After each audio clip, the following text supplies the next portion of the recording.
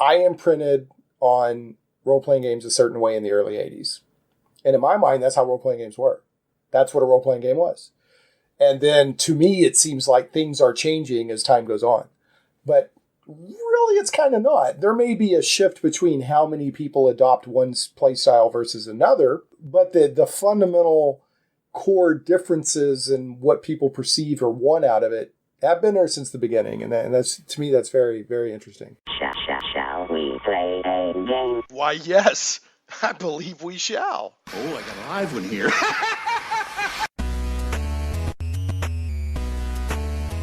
Getting geeky in Little Rock, it's Shane Plays Geek Talk, a journey into the things we love. I'm your host, Shane Stacks. Thanks so much for joining. And this week, I've got a returning guest who is it's always a pleasure to have on the show. Not only is he just a really nice, fun guy to talk to, but he's a genuine expert. And he can go deep in ways that you wouldn't even imagine on the subject of wargaming and RPG and tabletop history. And how it's all evolved and how you think maybe it has happened, really didn't. And, you know, he's got a very scholarly approach. In fact, as I was telling him before we started, yes, and I'm teasing you on who it is, folks, if you didn't read the title card. But I was in my previous podcast, Michael Bottolato of Frog God Games and North Texas RPG Con was raving about his approach to scholarship, how when he produces something, the scholarship on it is impeccable. So, of course, we're talking about Jon Peterson of Playing at the World, the book, and Playing at the World, the blog, among other things. And he has a new book coming out that we're going to be talking about that I will let him introduce to you. But Jon, how the heck are you? And welcome back to Shane Plays. Oh, well, Shane, thanks for having me, man. It's always a pleasure to be here. And, you know, props as well to Bad Mike. I love visiting him down there in Dallas. I wish in better times I could have been there this past year. And let's cross our fingers that we'll be able to make it. I hope to year. make North Texas this year. We actually talked about that. He said that they, I didn't go, although I really came close because all I have to do is just drive up there. I wouldn't have had to take a plane or anything. But it's still, we were being very cautious about COVID. But they actually ended up saying, hey, if you have to travel to come here, don't come. And he said that they had about 80 people and they still had a really good time. But as they put out, they literally couldn't stop because their contract with the hotel, if they would have canceled the contract, then they would have lost that ongoing, yearly spot. So they just went ahead and went on with it. And they said they had a good time for what it was. So I would have loved to have been there. Always a great show. Just so intimate. The thing about that show is, the ratio of special guests to attendees is so phenomenal that you just get to hang out with all the classic guys who show up and gals. It's it's an amazing show. Yeah, there's going to be if people listen to both podcasts in a row, they're going to hear a lot of North Texas is great because it made a huge impression on me. Like I told Michael, I said, if somebody designed a con for me, it would be that. Like if they studied me and said, we're going to create a convention, it would have been that one. So, but we had a really nice conversation. It was Michael and Carl Heil came on and we talked a lot about Frog God Games because I hadn't had an episode yet to tell people about Frog God Games and Swords and Wizardry and everything. But we also talked a lot about OSR, what OSR is, the current state of the OSR scene and all that. So it was a lot of fun. But that was last episode. This episode, what do you got? What do you got coming up new for us? You got an exciting new thing. I got a new thing. I do. I have this book coming out that's called The Elusive Shift, and the subtitle of it is How Role-Playing Games Forged Their Identity. And this really, it's actually, I guess, a sequel or a bit of an extension to Playing at the World. And this is something that, people have asked me about time and again, the coverage is really great, and then it totally runs out of steam in 1977, which is true. Playing at the World is really my attempt to show all of the context that I could possibly find for how D&D came into being and role-playing games kind of became a thing, right? And so that the instant that they kind of became a thing is when Playing at the World pretty much stops. And so, thinking about this and what would it be like to kind of apply the documentary methods, the research methods that I have to what the next few years were like. I kind of toyed with a bunch of different approaches to that. over the years, but it was really the fault of a guy by the name of Jonathan Tweet that got me started down this particular path. For those of you that don't know him, Jonathan, of course, was one of the designers of the original Ars Magica, Over the Edge, but probably is best known to D&D audiences as a lead on 3rd edition D&D. He was brought in by Peter Atkinson to work on that. And in 2013, actually, I was over at Peter's house for Halloween in Seattle. And Peter, invited Jonathan. I'd never met Jonathan before. I love Ars Magica, and I love, 3rd Ed D&D. I ran a lot of 3rd Ed D&D in the 2000s. And so I was totally already a little awestruck, hanging out with Jonathan for the first time. And we were playing some board games, and he knew kind of who I was and what I worked on. And he started asking me these, really pointed historical questions. I think he was actually trying to throw me off in the game, right? And he was like, so what was the first game that you think tried to simulate the structure of a narrative instead of the physics of a world? And, that's a really interesting question. It was really the starting point for the Elusive Shift when I started thinking about, and this is a question that's, of course, a very loaded one to post-OSR people, right? To people that look at story games and things like that, because, there's a contingent out there that maintains that, there's kind of a fundamental divide between early games like D&D that were kind of building a sandbox of physics to show how combat and magic and things like that work. And to try to make that realistic to what a world of, swords and sorcery would be like. But then there's another group that kind of looks at these games really they're focused on generating a great story, right? Having a spontaneous story emerge from the people sitting around a table. And so that's the reason why the question's fraught, really, is because of the perception of that kind of broad cleave, right, between these two kind of styles of gaming. And, my initial reaction to it when Jonathan posed it was saving throws to me don't really simulate a property of a physical world. And this may itself be a controversial statement, I don't know, but, because when you read what people like Gygax wrote about it, and I'm thinking about the things he wrote in the AD&D books, late in the 70s, he really talked about how saving throws were there to represent the way that someone like a Conan in his stories could always have a chance to survive, right? No matter how bad the situation was. And that was kind of the property of D&D that saving throws were intended to simulate. And I think that's more a property of a story than a physical world. So this is what got me started. It's a pretty long anecdote about how I got started on it. But this led me down all kinds of different rabbit holes and all kinds of different investigations of this. And really what it tries to do is take the story up to 1980 or so and to talk about how once the term role-playing game got traction, what people really thought it meant, or what they thought made that game different from the war games and, in some respects, the practices in science fiction fandom that are also fascinating, right, that were going around at the same time as war games. And I'm thinking here of things like the Midgard phenomenon would be a good example. What really made these things different? The Midgard thing, this is a whole other story that Playing at the World goes into quite a bit. But this was the other fantastic medieval campaign game that was going on around the time that D&D was taking shape. It started, the English language version of it anyway, started around 1971.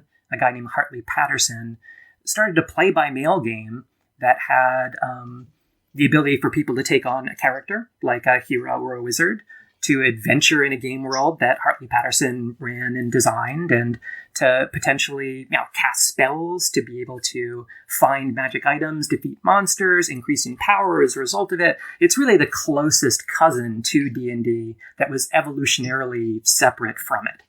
And so it's a really fascinating game for people who are historians who kind of look at the context around D&D. And a lot of Elusive Shift is really, insofar as it does deal with kind of the pre-D&D stuff a bit, it's mostly to show the interesting set of things that were going on that were kind of getting at these ideas of playing characters, being in character, and the points where people detected what they were doing wasn't really wargaming anymore. And you start to see that around the time that D&D was taking shape. And for me, there's always, these things are always in a context. There's always a broader set of cultural influences that are kind of steering these practices. And, it just so happened D&D hit the magic formula of those and really just caused this tremendous transformation. D&D. I mean, there was intentionality behind getting it out as a game, but it was also a perfect storm. It all just sort of came together at the same time. So the Elusive Shift, and you're putting it right in the title. It's elusive. When did it shift from tabletop gaming or board gaming or war gaming to role playing? So that's and to me that's fascinating, because this is the kind of conversation that a lot of people in the hobby have a lot. Over the years, I've gone from being a player to an armchair historian, kicking around, because it's had such a profound impact, not just on my life, but on our culture, pop culture and otherwise. There's literally, I've had people tell me that D&D saved their life, So it's fascinating to me to talk about, when did it make that jump from, and I'm dumbing this down, from wargaming to role-playing gaming. Yeah, and Playing the World talks about this a bit, in that it was kind of an accident, you might say, in the sense of, that the term role-playing got attached to these games. And the first place it was really popularized was towards the end of 1975. SPI, they had this magazine called Moves. Yeah, SPI, they were the board wargaming company who ran Strategy and Tactics magazine, right? Most famously, they had a side magazine they published on alternate months then called Moves. And, Moves had a lot of game reviews and convention reviews, and kind of like right after Origins in 75, right after the Tomb of Horrors, right after D&D had been showing off kind of what it was to the community in Baltimore. And at a time when now there were other games than D&D. Now at Origins in 75, they had Empire of the Petal Throne to show. Right. And over in Arizona and California, Ken St. Andre just started showing off this thing he called Tunnels and Trolls. So there was like a tradition of these things. And it was those reviewers who kind of looked at this and said, what is the aspect they have in common, right? And you would hear them throw around these adjectives. They're boardless, they're freeform, and they're role-playing. And really, role-playing seemed to have gained its currency through that, particular set of SPI reviews. And interesting. Okay. Yeah, the Strategic Review then picked it up by early 1976. And this is all stuff I covered in Playing at the World. The one really interesting thing that is new in Elusive Shift that I hadn't seen yet when I did Playing at the World. The problem with working with these tens of thousands of fanzine sources, which is what I really do, is that there's always stuff you miss, right? There's always more you can mine from this. There's a fascinating, slightly earlier conversation where Gary Gygax was commenting in the letter column of a magazine on reviews that George Phillies had written of D&D, where he was kind of talking about it adding a new fourth category to the gaming community. Previously there had been board war games and miniature war games and diplomacy, and now there was this new thing from D&D. And, Phillies talked about in that what he called the Rommel Syndrome. And this is something wargamers are talking about quite a bit. The players who get so into playing like Africa Corps, right, that they think they're taking on the character of Rommel and commanding these forces and that. And they have this identification with Rommel, which, was in some ways problematic. In some ways, people thought it was silly, right, that you would get that kind of engaged with the particular character of the commander. But when Gygax picked up and replied to this, he said that what Phillies was taking away from this as kind of the most exciting part of D&D was what he called the role-playing component. Now, what that meant to Gary was the wish fulfillment, the notion that you're going to be able to be this super powerful person. And Gary, actually, interestingly enough, this was in July of 75, so a little before these reviews appeared in Moves, Gary kind of downplayed that and said, no, I disagree that that's the part of D&D that's engaging, this role-playing component. He thought it was it was an endless game of puzzle solving, that there was always a new, challenge, and that's what made the game engaging, rather than this possibility of kind of projecting yourself into a particular character. But ironically, Richard Berg from SPI, who's one of the people writing those reviews and moves, he was also reading that zine. So actually, I now think probably Berg picked this up from Gygax, interestingly enough, from this kind of one-off comment that Gygax made. So that's new in Elusive Shift, stuff that's not in Playing at the World.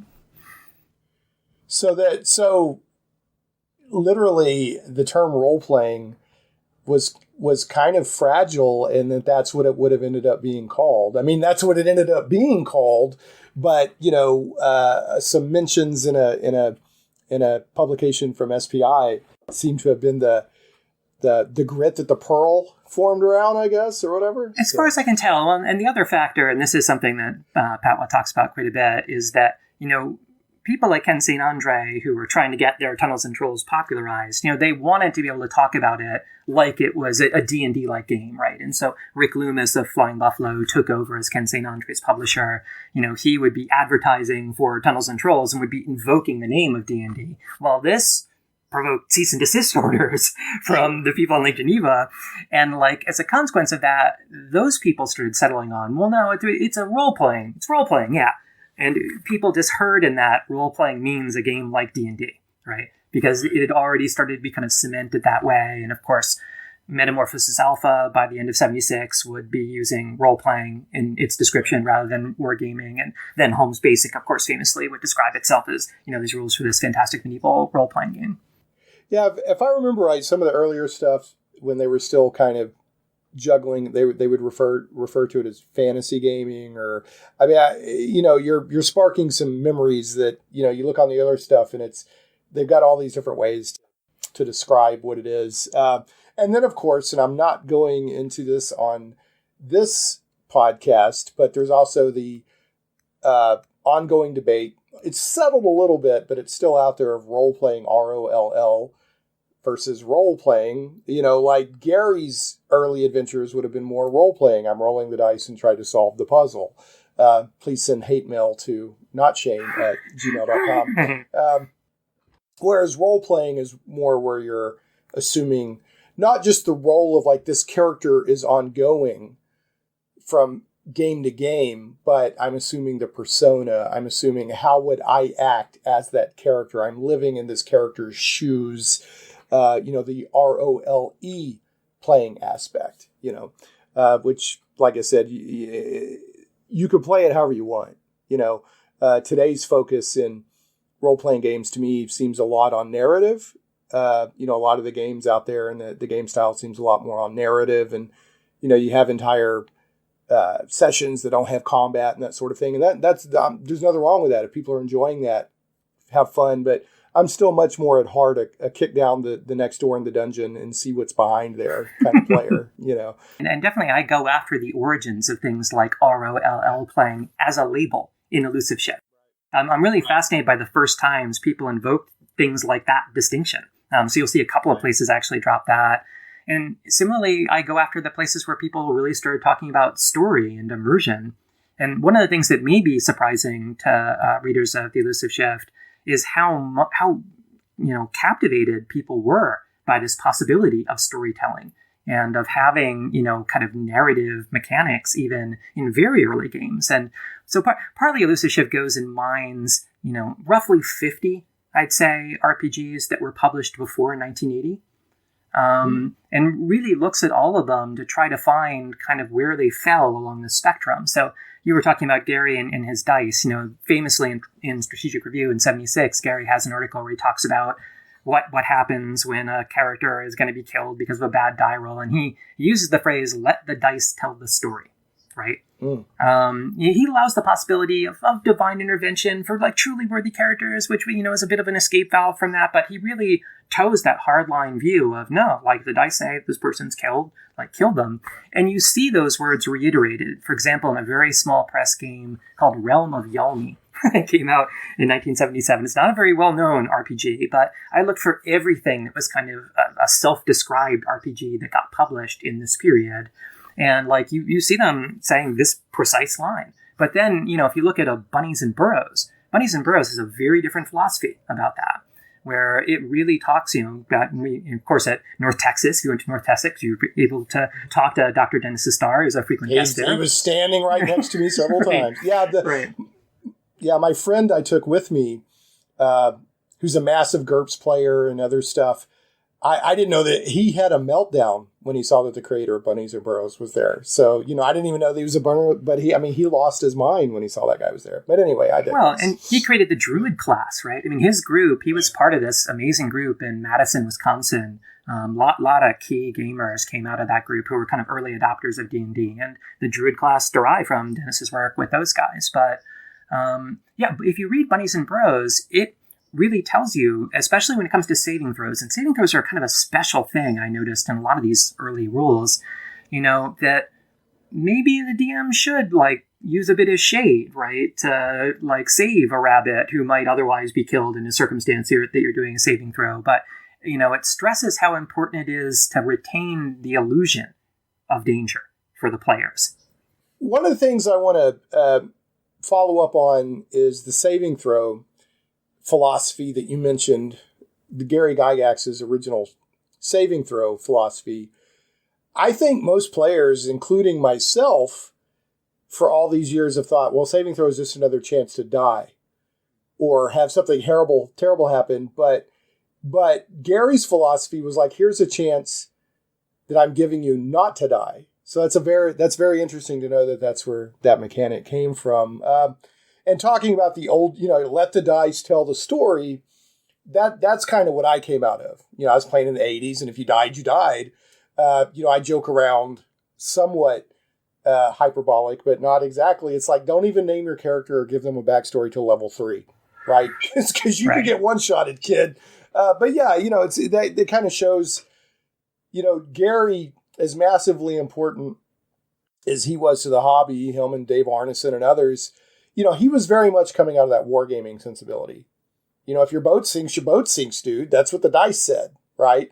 Whereas, several generations later and several iterations later, there are people out there that are kind of horrified by that type of, you're like, what? I spent all this time on this character and it's dead? What? So. Well, I guess maybe what the Elusive Shift we'll talk about that may be surprising to you then is just how early the counter philosophy to that emerged. Like I said, Bunnies and Burrows, okay. Like I said, Bunnies and Burrows really tells you not to let the dice tell the story. It really tells you instead, if you want to preserve this rabbit and you're the GM, fudge that roll. Don't let the players know you fudged it, but fudge it. And one of the biggest advocates of this, and this really surprised me when I was doing the research, was Ed Symbolist, the designer of Chivalry and Sorcery. Now, Chivalry and Sorcery is a very crunchy, kind of simulation-based game, but when you read his essays about how he ran it, and he has this amazing series, these Kismet essays that he ran through Alarms and Excursions, it really started 78 into 79. He basically says that as the referee, you have a responsibility to propel the story forward. And when you read him talking about this, you would think you're reading something that's post-Forge. You would. It's amazing. He's so, I should caveat that a bit because, he really does still deal in that illusion, right? And making the players think that everything is being adjudicated in a very mechanical way. But as a referee, he tells you totally throw that to the wayside. Your job is to create, the story of Sinbad, and the story of Sinbad, Sinbad's going to win and the princess will love him and he'll defeat his adversaries. And it's really just a question of how you kind of get to your fate. So he calls these the Kismet essays. And so, as far as I'm concerned, the pre-1980 literature is absolutely full of exactly this controversy. We're still litigating 40 years later. And we think about it one's super old school and one's new school. I really don't see it that way. And partly I don't, again, because when you point to these other phenomena that were going on around the time that D&D was coming together, good example of this is this Western gunfight game that I write about a ton in the early parts of Elusive Shift. Western Gunfight was Old West simulation. Okay, and to be clear, we're not talking about Boot Hill or something. It's called Western Gunfight. Yep, and this came out. Okay, first print of this came out in 1970. This is a British game, and so you would read about it in Wargamers newsletter. And trust me, Gary read about it and was even commenting on this stuff in Wargamers newsletter. So he was reading this as it came out. And they had this notion of developing these kind of Old West campaign scenarios. But they very quickly gravitated to a set of stock characters, and everybody had their stock character. And it was really about having this ongoing campaign where, you would be playing from the results of the previous thing and kind of what happened to your character, and the last one would carry over to the next one. And it got to the point where, and this was, again, right as D&D was taking shape early in 73, one of them wrote this article into Wargamers newsletter called, "But is it really wargaming?" Because he knew that people, he hit against a boundary. And, he wasn't sure really what it was they were doing anymore. And he ends that article by sketching this whole scenario, describing a situation of a soldier who's lying down in the dust, waiting for an ambush that's going to happen, and then poses to the readership, what do you do? just asking people like write back to him and get into that dialogue already. Because these things were happening so much like around D&D as it came out, there was already this kind of story-driven, our objective isn't to win anymore, they would say. The victory is no longer the objective. The objective is to have an ongoing, cool Western story. Like, and as soon as you get to that, like, you know, it all goes out the window, right? Like, everything changes when that's the way you start looking at the game. I think that, you know, and I haven't thought this through, but like an initial thought I have is, I think the objective of why you're playing is probably a very important thing to look at to know what kind of game you're playing. You know, because it's like, well, my objective is to beat your army. You're probably wargaming. If your objective is to have fun and tell a good story, you're probably role-playing, you know, and I'm saying probably because you always have to leave room for nuance and how other people see things. One thing you mentioned earlier is you were talking about what is the mechanic, like, are we doing mechanics for wargaming, or are we doing mechanics for a physical world, or are we doing is the game mechanics about storytelling? And what I thought of when you said that was, you know, in interviews that I've read or watched with David Wesley, when he's talking about Braunstein, and he's got a really good, I don't know if you've seen Secrets of Blackmore yet, Sure. but there's a really good coverage of that gaming group, David Arnes's gaming group. The way that David Wesley describes what happens, because he set up kind of I'm not going to go into the history of Braunstein here, but let's in very broad strokes, he kind of had a war game set up, or an intrigue type game that would have been very mechanical. But players kept coming in and saying, "Well, I want to bribe the mayor, or I want to do this, or I want to do that," and he's like, "Whoa, this wasn't what I was expecting." So he thought his game had gone off the rails, but what he had accidentally done was kind of go into role playing with his players. And so he started having to come up on the fly with rules to do the social dynamics. So that intrigued me, because you were talking about, you know, at what point are you designing for the storytelling? And a proto role-playing game was already doing that. I mean, he was having to do that on the fly. Yeah, and I mean, if you look at where that went, right? I mean, Braunstein then became this game they called Brownstone that Dwayne Jenkins ran in the Twin Cities, right? Which was a Western campaign. Yeah. And this Western campaign, and if you really look at this Western gunfight stuff I'm talking about in England up against, you know, what they were doing around the same time in the Twin Cities with Brownstone, you'll see tremendous similarities between these things. And like, I mean, this to me really just points again to the fact that this was something that was a movement that was happening in multiple places. Now, it so happens just from the causal chain, yeah, the Braunstein to Brownstone to Blackmore to D&D is the way, the main way at least, that got injected into D&D. But the people who then got D&D after it came out and tried to figure out, what do I do with this? Maybe there were people who knew the Western gunfight game. Maybe there were people who knew this Midgard game I was talking about. Maybe there were people who knew any of a set of similar things that were out there. And this was all part of this commons that then people kind of negotiated through. Well, okay, how do you use D&D as a tool? And I think you're exactly right to point to the question of what people are trying to get out of the game when they go to it and kind of what the results will be. And, you know, in the post-Forge world, famously, people talk about this threefold model, right? The GNS model, where you have the gamist, the narrativist, and the simulationist perspectives on this.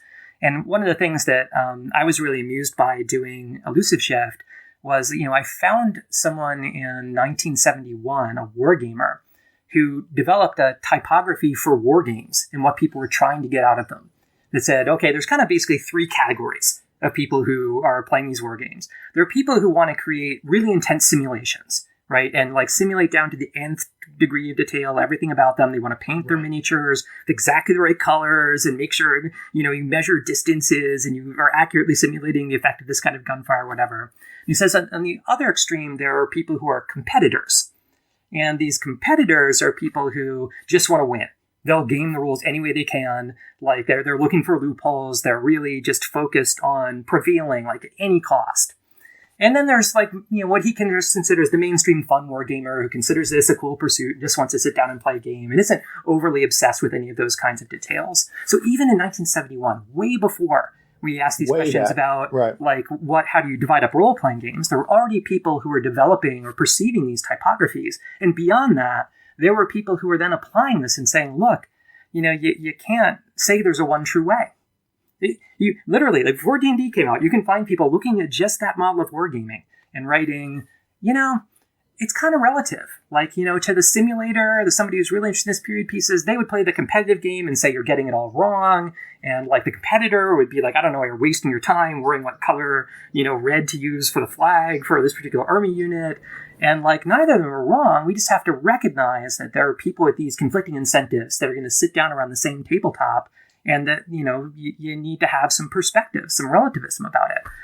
And like, of course, that was part of the, theoretical legacy that the people who, took up D&D inherited.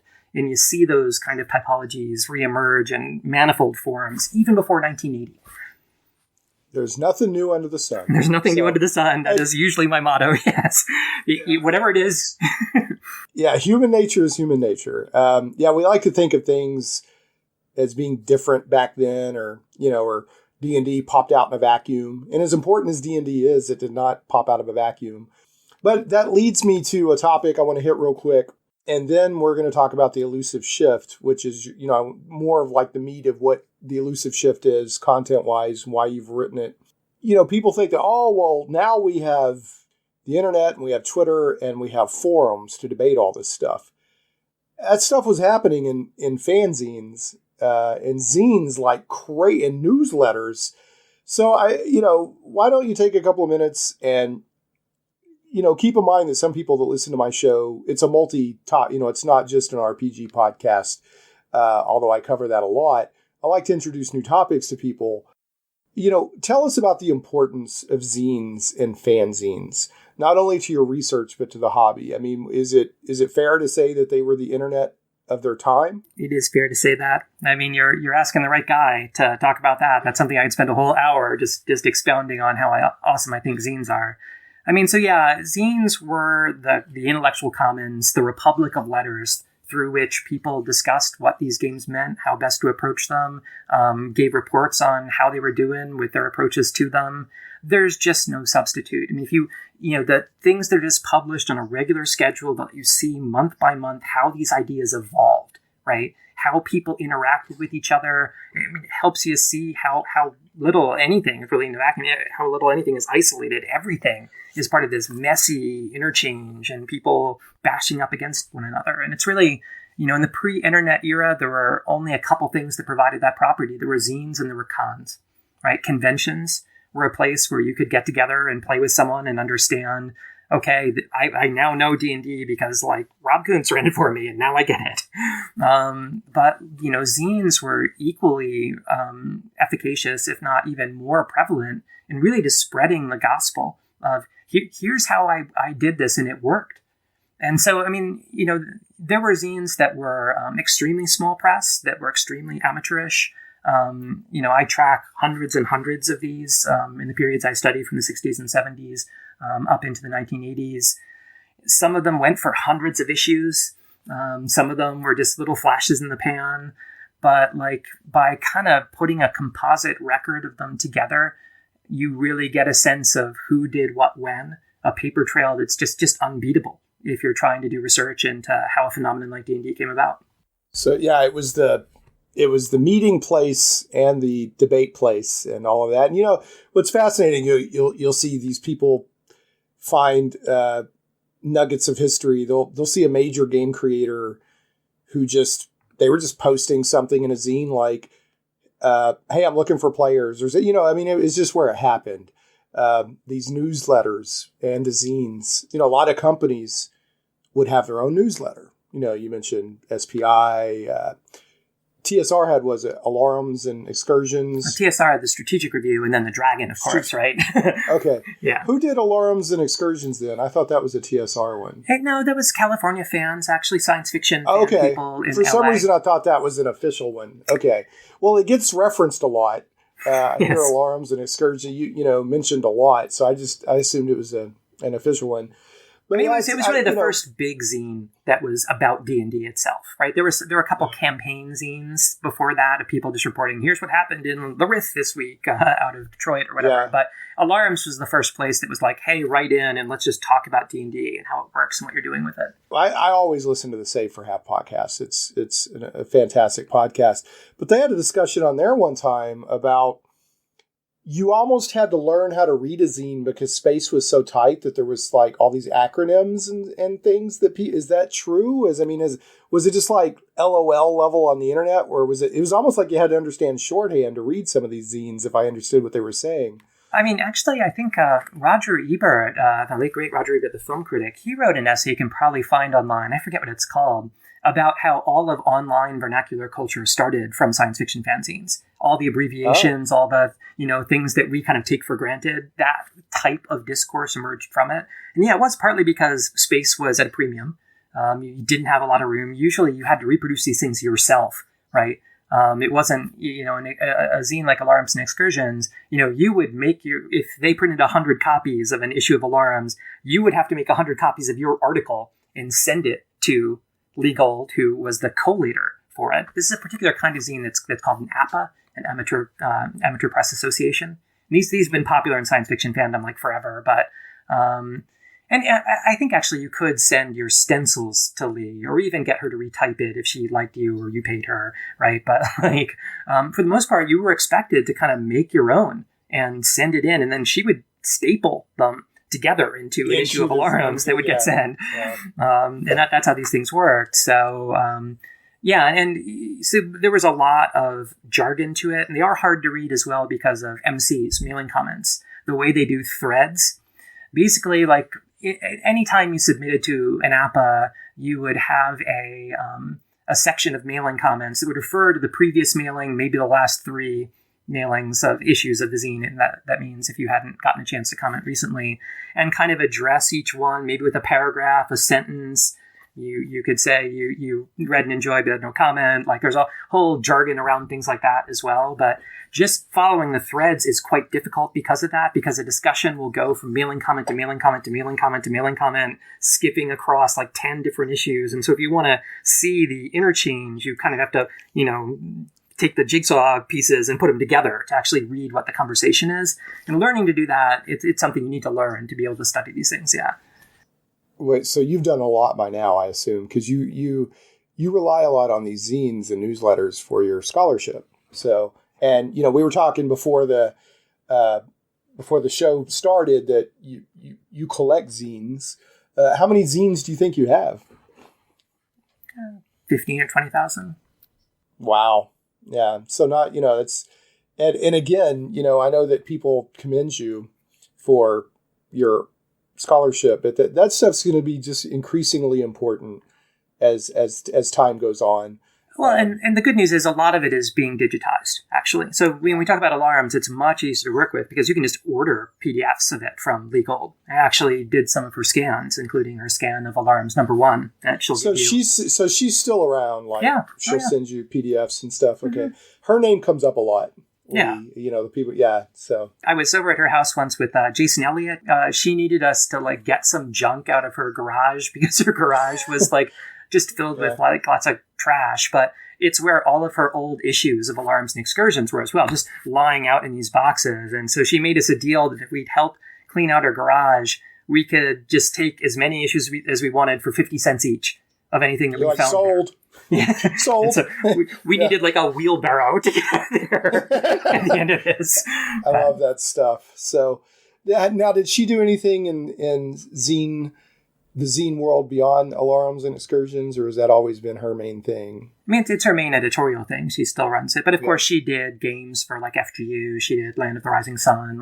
There's a bunch of Lands of Adventure. There's a bunch of stuff that she worked on in the early RPG community, other than that. But nice. And she, of course, contributed to the other APAs that were out there, to Wild Hunt and Lords of Chaos. And that's the thing, is there's not just one, right?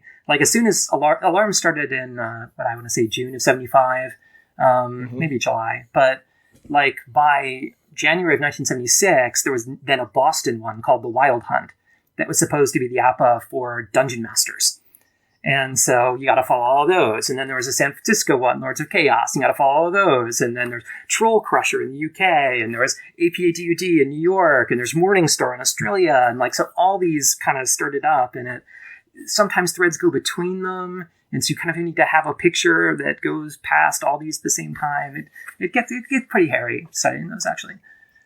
Well, I know that you reference zines a lot in your scholarship, and that the Elusive Shift goes in pretty deeply into zines and understanding when did role-playing establish its elusive identity. But I still think it would be fascinating to just see a deep dive just on, let's just talk about zines. And I'm not trying to create work for you. I'm just saying that the idea of somebody putting something like that together and this wonderful enthusiasm, because I can just see your eyes light up when you're talking about, you got to go to here and here and here, and then just, even if I don't know what form it would take, but I would love to see that for zine culture, and there's books out there, there's resources, but I'm talking about like a super scholarly approach to zines, I think would be. But again, I'm not volunteering you for anything. I mean, I think thinking out loud. Yeah, there should be like a wiki or something. I mean, like RPG Geek. So even that. Yeah, right. Even that. RPG right. Geek actually has done a pretty good job of indexing alarms now that it's all available digitally. You can kind of go to RPG Geek and look through the indexes of all these, so you know which ones you want to ask Regold about and things like that. But yeah, I mean, the world of these is so vast. We cataloged these a bit on this old site called Tome of Treasures back in the late 2000s. You can actually, if you go through that, especially these wargaming zines that I was studying in 2007, 2008, when I was really just ramping up to do Playing at the World, I would go through and read them and write little summaries and things like that. So there have been a couple of efforts that have tried to do that, but it is something that would need to be crowdsourced. It is so vast. I mean, I wouldn't do anything else if that's what I was trying to do. That would be your doing, yeah. I wonder, do you happen to know, has anyone, there's, in recent years, there's been a wonderful slew of documentaries on RPGs. Of course, like I've got one queued up right now on my Amazon, Eye of the Beholder, which is about the art. Yeah, you got Secrets of Blackmoor, which covers sort of the Arneson group, the Blackmoor group's contribution to role playing. I know you got some other ones. I'm not trying to leave anybody off the list. There's several out there. Has the Dreams in Gary's Basement come out yet? I know that ran into some. It's coming out pretty soon, I think. Actually, okay. I think I'm actually supposed to talk to Pat like this weekend. Now that you mention it, yeah, I think he's. Yeah. I don't think they're going to release. I think there's going to be like a pre-thing that's supposed to come out in December, but I think it's scheduled for next year. I don't know. Well, there's several good. There's even The Dwarvenaut, which is about Stefan. I saw that. Yeah, I love Stefan. Yeah. His enthusiasm for gaming is just amazing. But the point is, and I'm not mentioning them all, I'm just, shooting from the hip. There's a wonderful amount of very good documentaries that treat the subject very respectfully on role-playing games. I wonder if anyone's ever done one on the zines.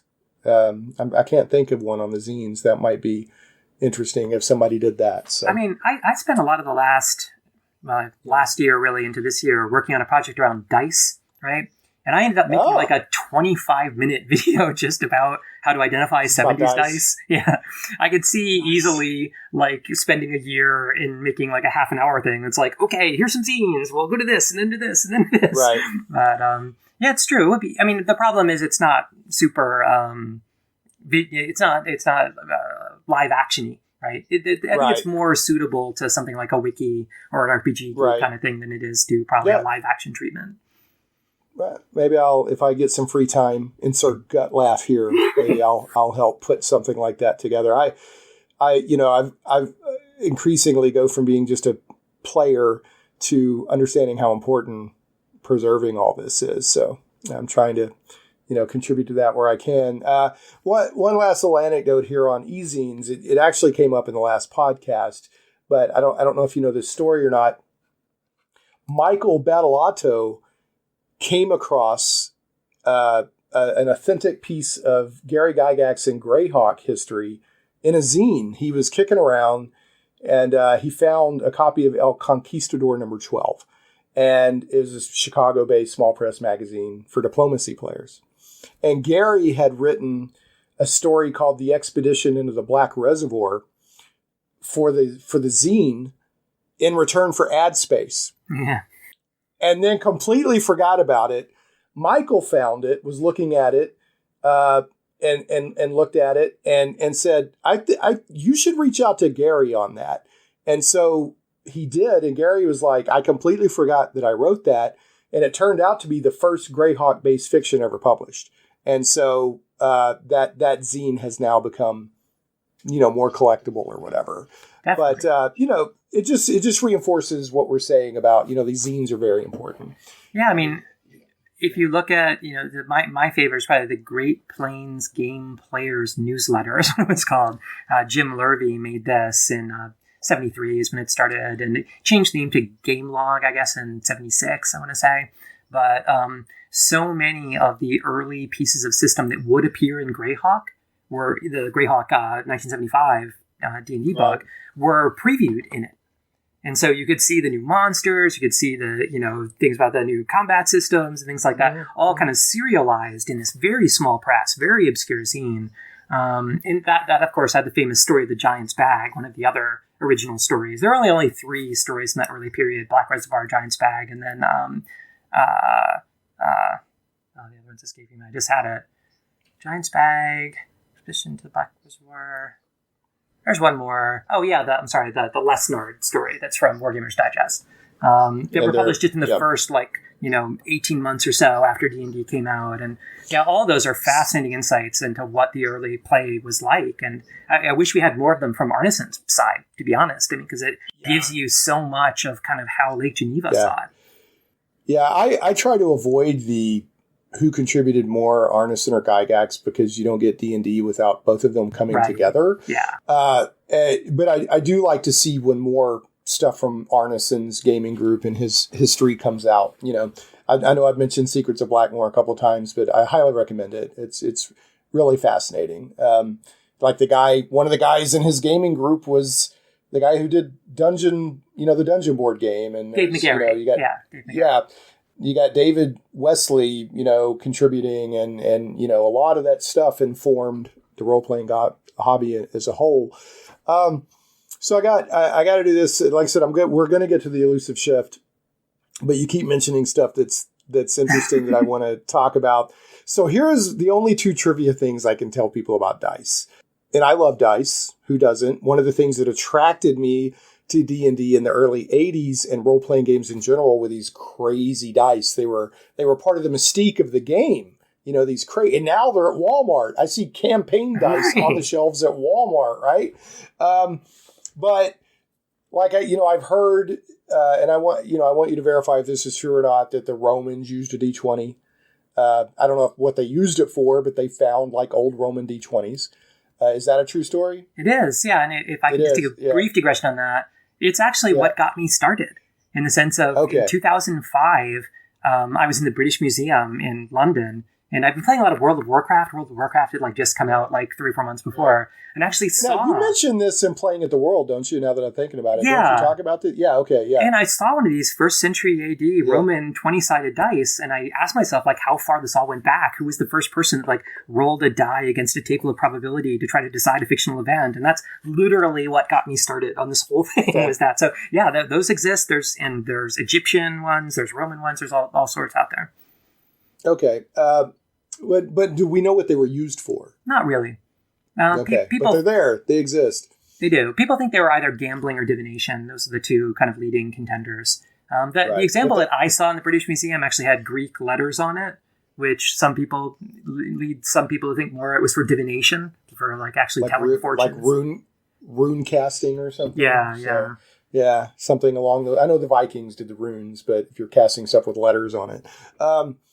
So there's that. And then I also know that, and I think I know this, but I rely on people like you to tell me if this is true, that when Gary started using all these different dice, they were actually educational polyhedral. That's where he was getting them from, was educational supplies. And then he adapted them for use in gaming. Is that true? It is true-ish. So remember those Western gunfight guys I was just talking about, those British guys? Yep. So they actually, as far as I can tell, made the first 20-siders kind of by gamers for gamers that they had made themselves. And interestingly enough, Gary at the time was working on the game that would become Tractix, which was originally released by Gaiden Games, but TSR released a version of it, and something that Gary was working on with a few other local gamers in his Lake Geneva Tactical Studies Association before that became Tactical Studies Rules as such. Rules, right. And, they wanted a way to do resolution for percentiles and for 20-sided things. And Gary was reading about the release of this British die in Wargamers newsletter and actually commented, wow, that'd be great. We'd love to have that for this Tractix game we're working on. But yeah, it seems that when Tractix came out, the place that they found that had these was a company called Creative Publications, which is in Palo Alto. And there was a guy there named Dale Seymour who had been interested in educational tools. He actually worked at the junior high school there in Palo Alto at the time, and had put out books that had how to assemble the Platonic solids out of cardboard. I mean, it would be little punch outs that you could put together for a polyhedra. But eventually he sourced from Hong Kong these numbered polyhedral dice that they sold as educational tools around 1972. And that's really where Gaiden Games picked those up and started reselling them for Tractix just to give you the D20. But then Gary was kind of okay, what do we do with the rest of these dice? And started exploring the possibilities. What do you do with the D8? What do you do with the D12? What do you do with the D4? And that's really where how those things ended up getting into D&D. Cool. And they're considered. When did the term Platonic? So was the term Platonic solid? Was that used in math or geometry a long time before they started getting used as dice? Yeah. Do we know? Okay. Plato wrote a dialogue called the Timaeus back in the day. This would, be in the BC era, that actually talked about the properties of the 5 regular polyhedra, as we call them, which are, polyhedra, we define them as ones where every vertex and edge has the same relationship to their center of gravity. There are only 5 shapes that have that property and that therefore roll fairly as dice. The cube is the famous one, but it's true of all the other ones as well. Not that D4s really roll as dice, right? But it's still true that they have that same kind of relationship. They have that, yeah. So you got the D4, or the sort of a pyramid. You got the cube. You got and they've got names like dodecahedron and all that. But you got the 8-sider, the 12-sider, and the 20-sider. Basically, what I'm looking at here. I'd heard that term Platonic solid before, but not being a mathematician, I never really paid much attention to it. Yeah, the Timaeus was a dialogue that was about the fundamental structure of reality, and in it, Plato is talking about kind of which of the which of the elements are made up of these kinds of shapes. And this may sound really fanciful to us now, but he imagined that fire was made up of little D4s because it was prickly. Right, and that Earth was made up of 6-siders, and that the water was made up of 20-siders because they roll a lot, right? And the air, for whatever reason, was made up of 8-siders. But famously, the 5th element, right, was the dodecahedron, I believe. I may be a little rusty in my Timaeus, but that is I believe the origin of why we call these Platonic solids, because they're all defined as being related to the elements, including the mysterious ether that was out there that nobody had managed to tap into. That's fascinating. I love the idea that Plato was these are the fundamental bricks of reality, if you will, and these dice are some of the fundamental elements of gaming reality. I love that unintentional sort of overlap there. I think that's really beautiful, actually. So, okay. Well, I'm gonna. We got a pretty far range on our conversation today. Yeah, well, that's what I like to do with my show. So when I have people like you on, I'm not gonna stick to just one topic. I'm gonna go wherever it goes. So what I want to do is I'm going to take a quick break and do some show notes, and when we get back, we're going to continue talking with Jon about a cookbook that is RPG related, and then also the Elusive Shift, the book that is forthcoming that is has prompted this particular discussion. So we'll be talking about that as soon as we get back from the show notes.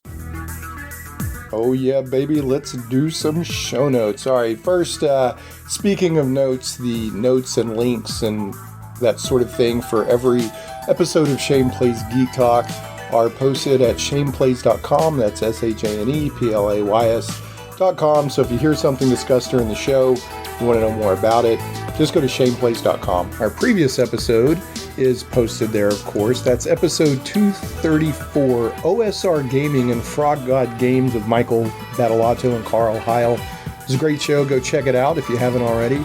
The podcast can be found in multiple places, including on the blog at shaneplays.com, iTunes, Google Play Music, Stitcher, Podbean, Amazon Music, YouTube, and more. Yes, I put it on YouTube, just the audio. Some people do like to listen that way. Shane Plays is also carried on Krypton Radio. Krypton Radio is SciFi for your Wi-Fi. KryptonRadio.com. If you'd like to support Shane Plays Geek Talk, we do have a Patreon. It's patreon.com/ShanePlays. You can also follow my Twitter accounts. Yes, accounts. You can follow ShanePlays, that's Shane Plays, ShanePlays, or Shane Plays PR, ShanePlays PR. Now, Shane Plays is my chatty Twitter. I'm just constantly yakking and posting whatever comes into my fevered little brain. While Shane Plays PR is just the meat and potatoes. It's links to the show or announcements or whatever, but it's much less active. So if you want to stay in touch with Shane Plays, but don't want every little thing, just follow Shane Plays PR. And I post all kinds of cool stuff on those Twitters, including affiliate links and other news that can help you get cool stuff either for free or save some money. So let me explain what I mean by that. Just lately, I've posted multiple Humble Bundles for books, games. Right here, I'm looking right now, there's a Humble Game Dev Map and Level Creator bundle. So if you're a game dev, you got that. There's books on programming and hacking. I just posted a news that the Dragonlance lawsuit has been dismissed. Epic Game Store is giving away really good free games for 15 days during the Christmas season. So there's just all kinds of cool stuff on here that you want to check out. So, it could benefit you to follow these Twitter accounts is what I'm trying to say. Also, don't forget, got my book out there with my friend Matt Barton of Matt Chat, Dungeons and Desktops, The History of Computer Role-Playing Games, 2nd edition, which is a very cool book. I was honored to be a part of that. And just go to shaneplays.com and it's linked there. Any show notes page will have it and you can check it out. And last but never least, I want to give a shout out to advertising partner Cursova Magazine. Cursova Adventure Fiction Magazine has cool sci-fi and fantasy and pulp fiction. I've seen them do D&D related stuff. It's really carrying the torch of those really, like amazing stories and those sort of pulp fiction magazines of the past that so much interesting and important stories were published in. So check it out. That's Cursova Magazine, CIRSOVA Magazine. Okay, folks, that's the show notes. Thanks for listening to Shane Plays Geek Talk, and we will return to our conversation with Jon Peterson about the Elusive Shift. All right, that's it for the show notes, and now we are continuing our discussion with Jon Peterson. So we are definitely going to talk about the Elusive Shift before we wrap up, but I also wanted to give you a chance to let people know about another project you've been involved with recently that is a cookbook. Why don't you tell us something about that? I know. It seems kind of weird that I'm doing a cookbook, doesn't it? This is something that after we did this book in 2018 called Art and Arcana, we were working with 10-Speed Press, which is a division of Penguin Random House. But 10-Speed publishes a lot of cookbooks, and a lot of ones that are actually quite prominent. Like they publish Barefoot Contessa series, which are, number one bestsellers, like all the time, things like that. And so actually they had the idea that they should do a D&D cookbook. Wizards thought that was a cool idea. And because we just worked with them on Art and Arcana, they asked us if we would like to help. And so I was glad to help, myself and Kyle Newman and Mike Whitwer. Unfortunately, Sam Whitwer, Mike's brother, who worked with us on Art and Arcana, he had some other commitments, so he couldn't pitch in on this one. But we got together and just started mining D&D source books for information about what the various fantasy cultures ate, right? What do elves eat? What do hobbits eat? What do dwarves eat? And kind of what would the more uncommon races eat, right? What did dragonborn eat? What did tieflings eat? Things like that. And so we went back through all the novels we could find, all the modules we could find, anything that was any of the main source books, and tried to come up with, concepts, right? For, okay, here are some things that, fit with this. Now, fortunately, none of us are chefs. None of us design food professionally. So actually 10 Speed engaged with Adam Reed from America's Test Kitchen to help do the recipe part of it. And so we didn't really, figure out how many, spoonfuls of this you should use in order to make this taste right and things like that. But we had a bit of input into, conceptually what these should be and how they should turn out. And it was really fun. I mean, I do so much serious, crunchy stuff that, having a break and just really be okay, we're going to do a fun project. It's not going to require a ton of research and, there's a lot of photography that went into it. So we had great fun actually shooting the pictures of the food. And afterwards, of course, we got to eat the food, which was pretty cool because they had real food preparers figuring out how to make the dishes, right? But we brought all kinds of props. I brought from my house all kinds of swords and shields and coins and stuff like that just ends up being on the table with some of this stuff. And so it was just a lot of fun. It sounds really fun. And that book is out now. It's been out for a few months. Did it come out in October? That's right. I'm trying to remember. Yeah. And it was still, I had talked with you and Kyle and Mike about doing a show on that. And, totally, I think that would be a lot of fun to have you on. Definitely. And talk about maybe I could try a couple of the recipes first and then have you on and tell you what I thought. So I wonder what you said. It was Adam Reeves of Adam Reed. Test Kitchen. Yeah, Adam Reed. I wonder was he thinking on some of this stuff what in the world have I gotten into? Unicorn haunch. Where do I get unicorn haunch? And so, there was a lot of, we had a lot of choices, I'll put it that way, in terms of how to approach this. We certainly could have gone down the route of this is supposed to be basilisk meat, right? And this is how you prepare it. But, I think we eventually decided that was kind of cheesy. And so really it's things you're supposed to be able to make. There are some cases in it, even things like venison, for example, we didn't want to, even though it's referenced so much in the books, so much venison is eaten by Drizzt, right? If you go through the old Icewind Dale books, we didn't want to make this prohibitively difficult for people to make in their homes. So instead of venison, it's just beef or we have some that's an option. You can use venison for this if you can get it, but it's intended to be stuff you can actually make. It really only gets fanciful in the drinks. And I did work a bit on the drinks section, I will confess. So you'll, a lot of the actual meals are more down to earth, but the drinks are things like the Mind Flayer, the Delayed Blast Fireball, which is a cinnamon fireball whiskey kind of thing. There's that sounds like a lot of fun. Yeah. What kind of reception have you had on it? Do people like it? Have you gotten some feedback? Yeah, it was on the New York Times bestseller list for 4 weeks, which is a pretty good indication. Fantastic. That's great. Yeah. So, that's fantastic. It's a fun idea. It's one of those ideas you don't think of, and then somebody does it, and you're like, that's kind of crazy. That sounds kind of fun. So, I wouldn't have thought of it myself. Like I said, it was entirely somebody else's idea. I was just parachuted in. Can you help? And I was like, sure. Yeah, I can help. Sure, why not? Yeah, it's fun. Like I said, it gave you a break from the super hard. Even though it sounds like y'all did some serious research going through and trying to find, actual stuff from D&D lore that, you could reference. So did you do that in the book? Did you say this recipe was referenced in this module? Did y'all go that deep? We didn't, but you'll know. If you're a D&D person, we kind of liked it better that way rather than giving you footnotes.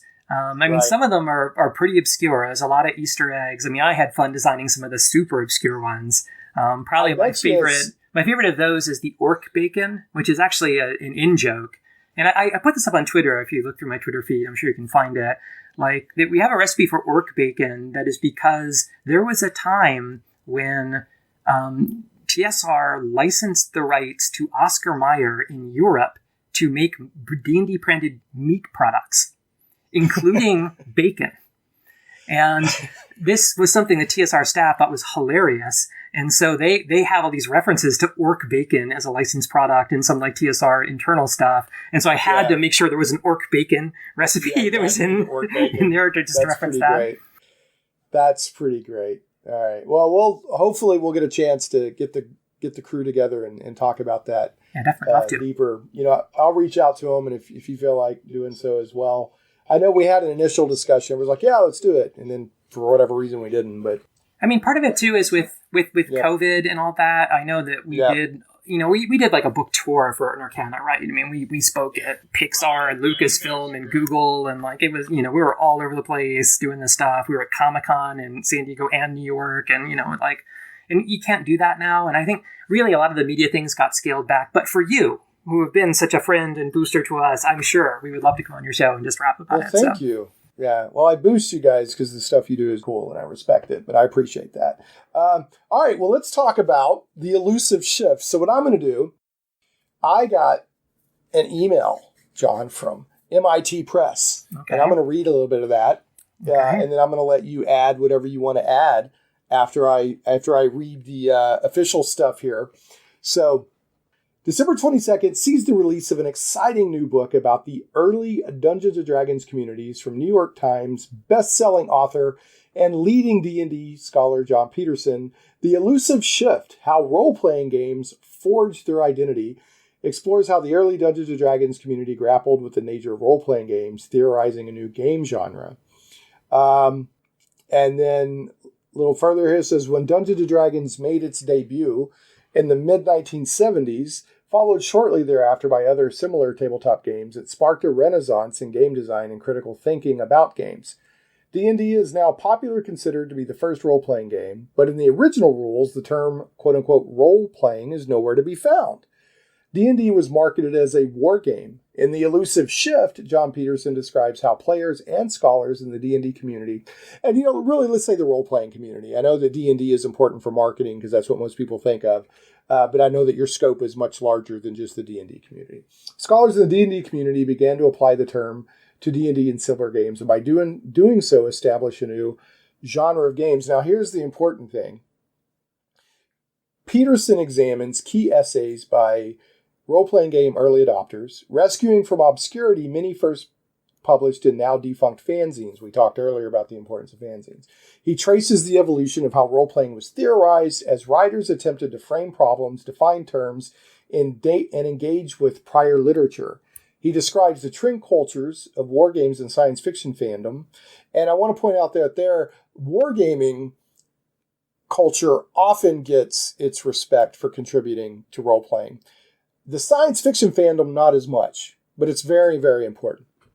Science fiction fandom that influences the first role players examines the dialogue at the core of the game, explains how game design began to accommodate role-playing, and considers the purpose of the referee or games master. By 1977, game scholars and critics began to theorize more systematically, and Peterson explores the discussions of the transformative nature of role-playing games, their responsibility to a mass audience, and other topics. Peterson finds that the foundational concepts defined in the 1970s helped theorize role-playing, laying the foundation for the genre shift into maturity in the 1980s. Okay, so that's what MIT is telling people, MIT Press. That's the press release, if you will. What would you like to add or expound on that, John? I mean, it's pretty good. I think I may have written some of that. I don't remember. But yeah, I mean, it really is a book that tries to recapture what it felt like, right? And to be in 1976, 1977, and to be hashing through these games and trying to figure out how to play them. And I mean, I guess I'd say that a lot of what turned into theorizing about RPGs started with people who disagreed when they came to the tabletop about what they were trying to do, right? And, that the disagreements about that ended up sparking a lot of the early theorizing as people tried to figure out why isn't this working when you get these like two different groups together who have these completely different play styles. And, we were talking earlier about Alarms and Excursions and Lee Gold and that crew. They firmly came out of science fiction fandom, right? I mean, it's not that they were unaware that there were war games, but they were people who were dedicated to the science fiction fandom community. And, early on, they had a sense maybe that it was more of the DM's job, to cooperate with the players, to help them get to to the goals that they were trying to accomplish, to make it a thrilling ride along the way, but for it to be very collaborative. Whereas when Lee Gold went and played, say, with the players at Caltech, who came much more from a wargaming background, she said there she felt like the referee was playing much more against the players. And these perceptions of difference that emerged early on started to sketch this divide. And I call this in the Elusive Shift the two cultures, right, between wargaming and science fiction fandom. Because when you look at an early essay by, for example, my friend Lou Pulsifer, and I don't know if Lou Pulsifer's name is terribly well known. You can find his stuff. He writes on Gamma Sutra these days, I believe. But he was responsible for a lot of diplomacy variant categorization, and he did Valley of the Four Winds with Games Workshop. He was in the UK for a bit as a grad student. But, Lou wrote for the first issue of White Dwarf, right, when Games Workshop started White Dwarf. And he wrote an article there about D&D philosophy, in which he said he perceived this vast distinction between people who wanted to play D&D like it was a game and people who wanted to play it like it was a fantasy novel. And that's his starting, in D&D philosophy, there is this fundamental division. And my argument in the Elusive Shift is that comes back to those two cultures that got imported. So you're not inventing a new distinction. I mean, one of the first issue of White Dwarf has this distinction in it. In 1977, yeah. So I'm not in the job, by the way, and this is something I should say about Elusive Shift. I'm not trying to articulate some new theory of RPGs. I'm not, this is not an armchair exercise in what I think this is a history book. I write history.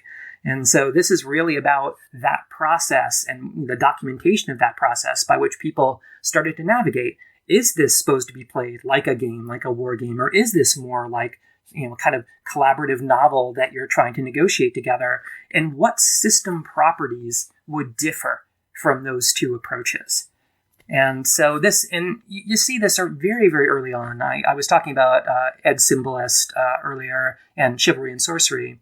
When you roll for intelligence in a game like Chivalry and Sorcery, what does it really mean when you have, as a player, a character with a low intelligence stat? Does that mean you're supposed to be an idiot and you're supposed to say, well, I can't figure out how to open a door, and so I bonk my head against it because it's funny to do that, right? There were people who adopted that philosophy, looking at what it meant to have characteristics. But then there were other people, again, with the more kind of wargaming philosophy, who looked at intelligence as well. This is a measure of how well my character can use spells or learn languages or whatever. But as a player, I'm still going to use my best tactical judgment about how to direct that particular character's actions. And that's one of the starkest and earliest, most fundamental distinctions you see is between people who thought, you should ignore rolled intelligence as a player versus people who thought, oh, rolled intelligence means as a player, I need to act super differently and I need to make my character do things very differently. And some people said only the latter of those was really role-playing. And that if you weren't doing that, you weren't role-playing, right? You start to see this discussion very early on. You see this in 1976 already. Yeah, that's fascinating. And that's why the kind of work you're doing is important, because there's a lot of people, including myself, although I've been disabused of this notion over my years of, with your scholarship and talking to others and researching RPGs, I imprinted on role-playing games a certain way in the early 80s. And in my mind, that's how role-playing games were. That's what a role-playing game was. And then to me, it seems like things are changing as time goes on. But really, it's kind of not. There may be a shift between how many people adopt one play style versus another, but the fundamental core differences in what people perceive or want out of it have been there since the beginning. And that's, to me, that's very, very interesting. Yeah, I think the way that I put it in the epilogue, which is the only place I really looked beyond 1980 or so, I think people understood the problem well enough by 1980 that there were these distinctions, and there were people who were trying to figure out how can we make the referee have less power, right, over and have events be more player driven, for example. But it's not like they designed Apocalypse World or Fiasco, or these very modern RPGs like that, like back in the 1970s, they didn't know the kinds of solutions that people would later apply. And I think Apocalypse World is a very different game, right, from what anybody would have been doing in the 1970s. But I think they got the problem. and I think we experimented with a whole bunch of potential solutions for that, and those have varied quite a bit since the 1970s. But what I'm really trying to get at in this, it's more about the theorizing, is that people got theoretically, that there were these trade-offs, and we're experimenting with ways to try to resolve them. And I think they realized as well that no solution was going to work for everyone, right? Right. The same way that back in 1971, the guy was like, well, some wargamers want to just do super simulation, and some want to do super competitive things, and some just want to have fun. Like, there's no one true way.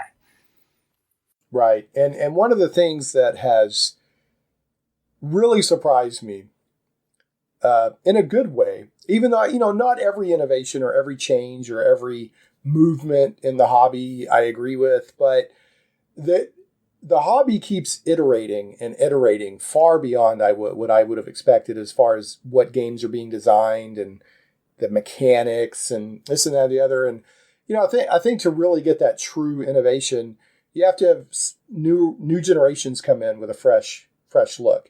Because even if you're in 1980 and you realize there's a problem, or even not a problem, just an opportunity to do something different, you're still entrenched in kind of the environment you're in. And so there's solutions that may not ever occur to you, right? So, but then you get 20 years later, you get somebody, 30 years later or whatever, who's never played a role-playing game, starts playing one for the first time, and they got a whole different way of looking at things.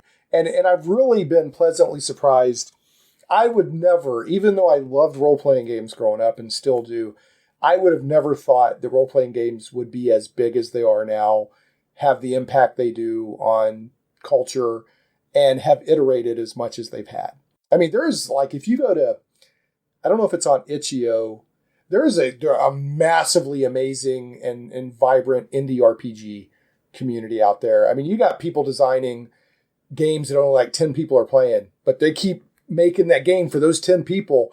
And there's some crazy cool games out there. It's almost like the indie video games thing. There's just some really crazy cool stuff that we're going to see bubble into the quote unquote mainstream RPGs over the next 5, 10, 20 years. So I'm really intrigued and encouraged to see, all the stuff going on out there in the hobby. Yeah, and it is amazing how, the smallest idea can, start in one place, start in one small press game or whatever, and then become something that is just de rigueur in modern games. Like, I write a lot about the development of fame and fortune points for Top Secret, in part because, the development of those really refer to the fact that, when Merle Rasmussen was making Top Secret, he didn't think saving throws made sense for James Bond, right? They didn't make sense for the kind of secret agent game he wanted to have. But he came up with this notion, okay, maybe there's this resource, that's called fortune points that you have when you're first starting out. And you can spend a fortune point if you're going to be shot and killed. And the fortune point means that, okay, I didn't actually get shot and killed. I got lucky this time. But as you get more famous, the way James Bond is famous, you have fame points. And if just some punk takes a shot at you that would blow your head off, well, James Bond is too famous to die that way, right? And so you can spend a fame point, and this is very much a story mechanic, not a physical world property modeling mechanic, right? You can spend a fame point to prevent that from happening to James Bond. But people picked that up and started figuring out an economy for that, this idea of hero points that ended up in the James Bond 007 Victory Games version. And that turned into every fate point, every inspiration point you now see in 5th edition came out of this kind of seed of an idea. Well, maybe saving throws aren't quite the right mechanic. I'll start with this. And from there, it just blossomed into something that's now a feature of a burning wheel. Take your pick. You can hardly design an RPG anymore without a mechanic like that in it.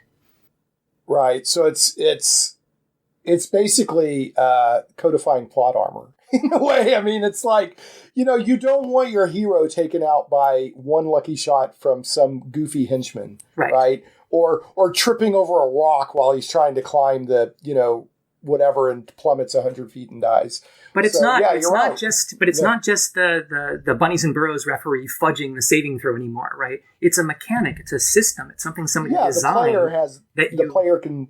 Yeah. Right. And so that's what made it, I think, so attractive and so disruptive and so influential. So yeah, tracing things like that, these little ideas, they'll start in some random game. Yeah, they then get picked up and end up everywhere.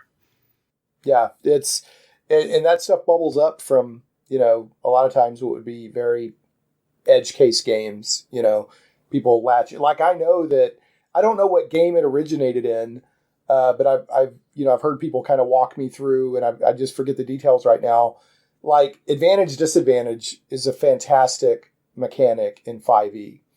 I think it's one of the best parts of 5e. It's instead of keeping up with all the modifiers and negative, But somebody walked me through one time and said, well, that came from here, and then it came to here, and then it made it into 5e. So, a lot of times newer editions of games are taking what has been proven, or at least similar concepts that have been proven in other games, and bringing it into, a new version of a game. So, but anyway, yeah, there's so much cool stuff going on out there. Now, taking it back to the Elusive Shift, like you said, it's kind of like if people finished, or whether they finished playing at the World or not, it kind of picks up the story where Playing at the World finishes and kind of carries it forward. I believe. I mean, it does that chapter about the two cultures. The first chapter is kind of, I call it a fentanyl concentration rehash of Playing at the World, perhaps. Like that first chapter reprises a lot of the stuff that's in chapters 3 and 4 of Playing at the World, which not a lot of people make it through, I can say.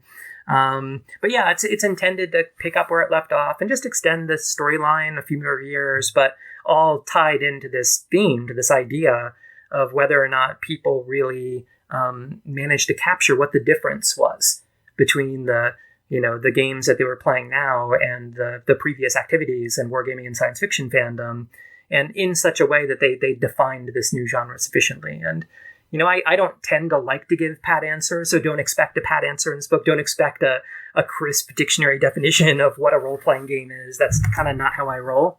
But expect a lot of historical sources and people talking about these things, me citing how people engage with this, and maybe just trying to draw a few lessons about how it got as messy as it is and why this shift really was so elusive.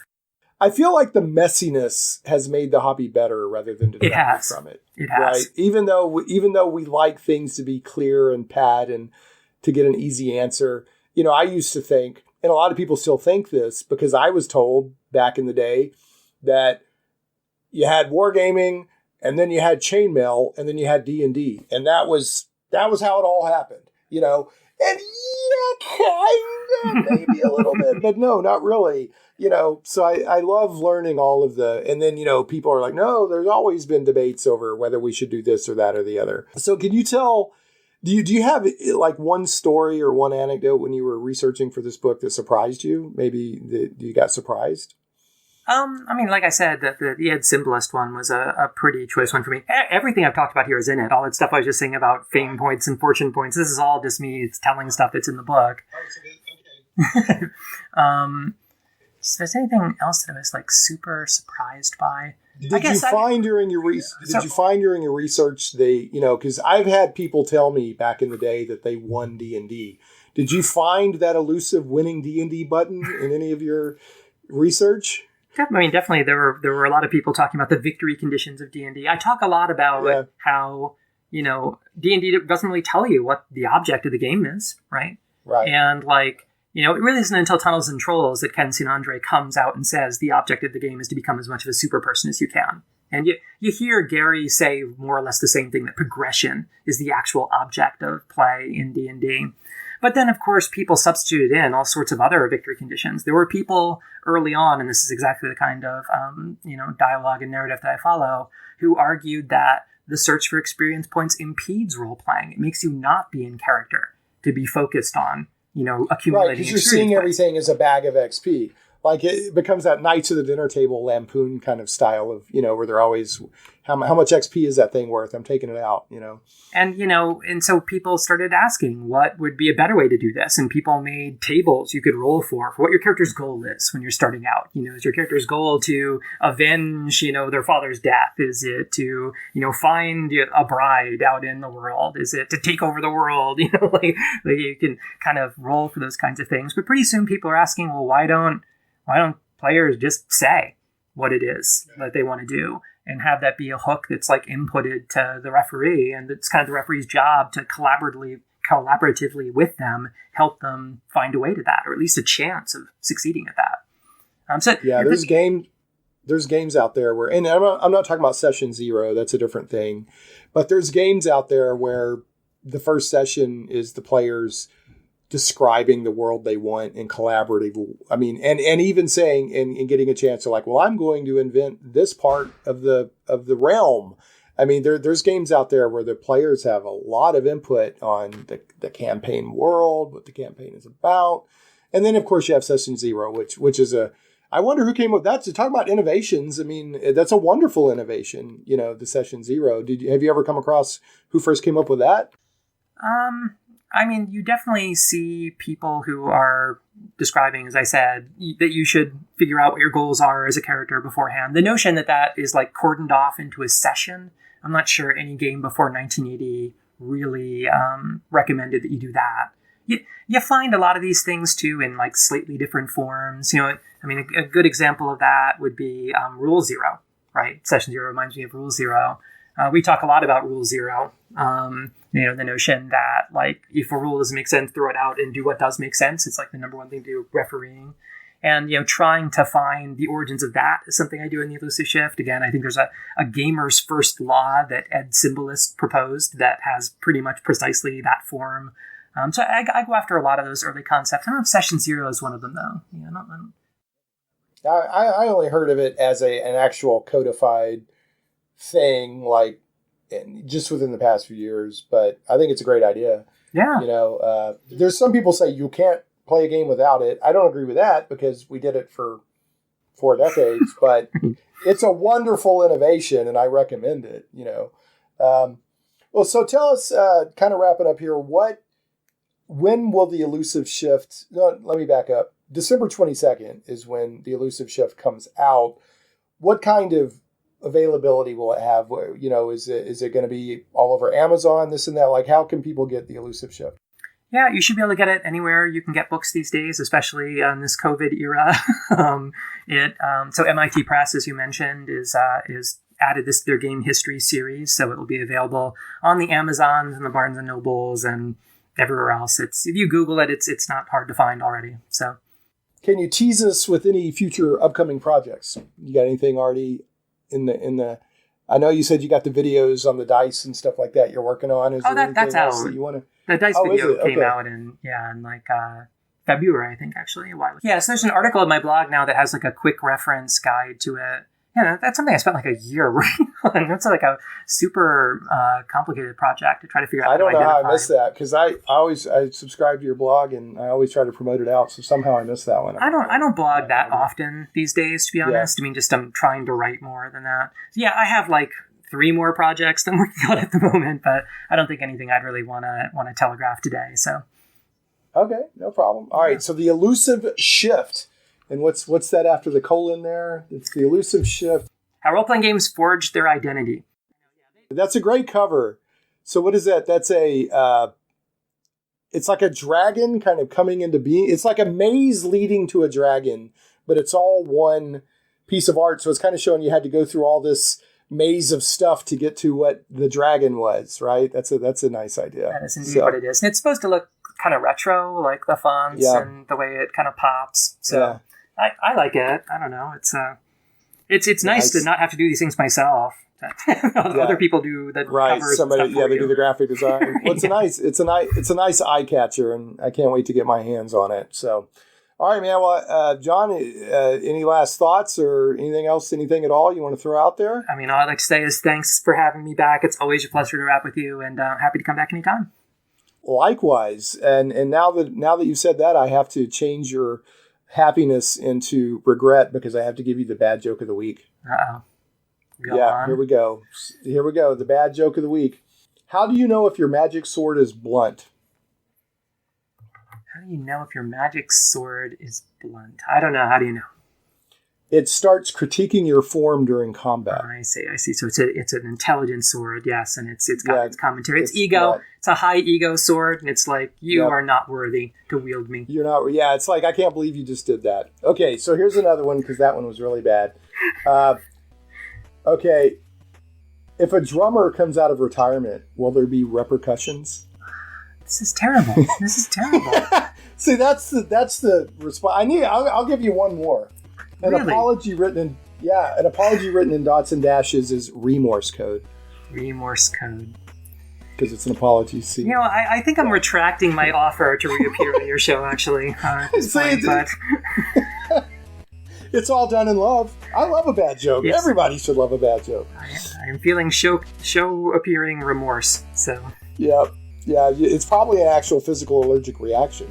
So these bad jokes are carefully cultivated to induce actual physical trauma. So, all right, man, we'll have a very Merry Christmas and holiday season. You too. And I'm looking forward to reading this book. I told Helen over at MIT Press that I would definitely get the word out. So I will keep my word to her and to Fantastic. you. So anyway, man, thanks for everything you do. Have fun, in our COVID life. And everybody else, we will catch you next time on Shane Plays. Thanks so much for listening. Shane Plays Radio is blessed to have sponsors, and we appreciate them very much. However, did you know that you can also support the show as an individual for as little as $1 an episode? Simply go to patreon.com/ShanePlays.